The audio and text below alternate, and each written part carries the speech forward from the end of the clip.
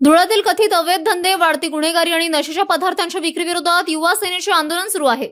युवा सेनेचे राज्य सहसचिव ॲडव्होकेट पंकज गोरे यांच्या नेतृत्वाखाली सुरू असलेल्या आंदोलनाच्या दुसऱ्या दिवशी प्रशासनाचे लक्ष वेधण्यासाठी अनोख्या पद्धतीने आंदोलन करण्यात आले।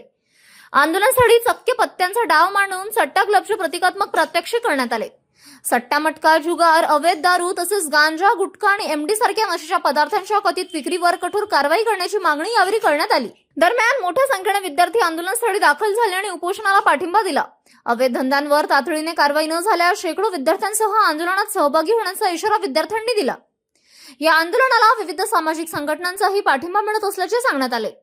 प्रशासनाने या गंभीर प्रश्नाची तातडीने दखल घेऊन अवैध धंद्यांवर कठोर कारवाई करावी अशी मागणी आंदोलकांनी केली आहे।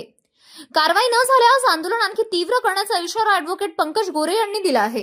धुळे शहरासह जिल्ह्यामध्ये मोठ्या प्रमाणात अवैध काळे धंदे सुरू झालेले असून हे काय काल आज सुरू झालेले नाही, हे गेल्या कालांतरापासून सुरू असून हे बंद व्हावेत यासाठीची मागणी आम्ही गेल्या 3 महिन्यांपासून वारंवार निवेदनांच्या माध्यमातून करतोय। हिंदुहृदय सम्राट शिवसेना प्रमुख वंदनीय बाळासाहेब ठाकरे यांनी सांगितलंय, पहिले निवेदन द्यायचं, आवेदन करायचं, नाही ऐकलं तर लोकशाही मार्गाने आंदोलन करायचे आणि तेही नाही ऐकलं तर त्यापुढे त्यांनी देखील आम्हाला एक मार्ग दिलेला आहे। पण ती वेळ अजूनपर्यंत आलेली नाही। जर ती वेळ आलीच, जिथं हे सट्टे पत्ते जिथं जिथं चालू आहे तिथे जागेवर जाऊन आम्ही आंदोलन करणार। फोडण्याची नंतर विषय, आंदोलन करणार लोकशाही मार्गाने। मग त्यातून काही कायदा सुव्यवस्था उद्भवली तर त्याला प्रशासन जबाबदार असेल। आज आम्ही रक्षाबंधन असून देखील आज दुपारपर्यंत आंदोलन इथे सुरू केलेलं आहे। प्रतिकात्मक स्वरूपात पत्त्याची क्लब मांडली, सट्ट्याचा क्लब मांडलेला आहे।